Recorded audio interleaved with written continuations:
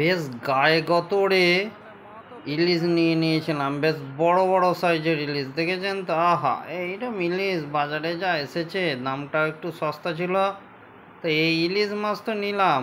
এবার কি পদটা রান্না হলো আর কি কি করে খেলাম বাড়িতে, চলুন সেটা এবার দেখা যাক।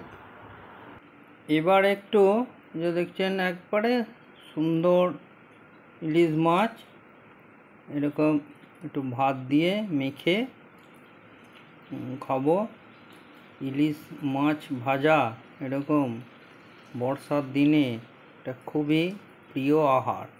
এবারে এই নতুনত্ব আইটেম একদম নিজেই রান্না করেছি, বাদাম এবং সর্ষে দিয়ে।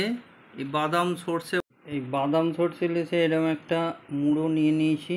মুড়োটা একটু আপনাদের ভেঙে দেখাবো। মুড়ো মাছ সুন্দর দেখছেন, একটু ভাপা টাইপের রেসিপি। আর এইরকম একটা সুন্দর লেজা।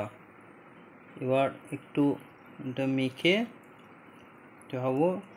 এই বাদাম সর্ষে ইলিশে দিয়েছিলাম বেগুন এবং বিভিন্ন রকম সবজি। হাতের কাছে আপনারা যা সবজি পাবেন তাই দিয়ে এই পদটা রান্না করতে পারেন, তবে বেগুন আলুটা মাস্ট, ওটা দিতেই হবে, আর যে কোনো সবজি দিলেই হবে। আর কি, ওর পুরো আহারটা শেষ করি।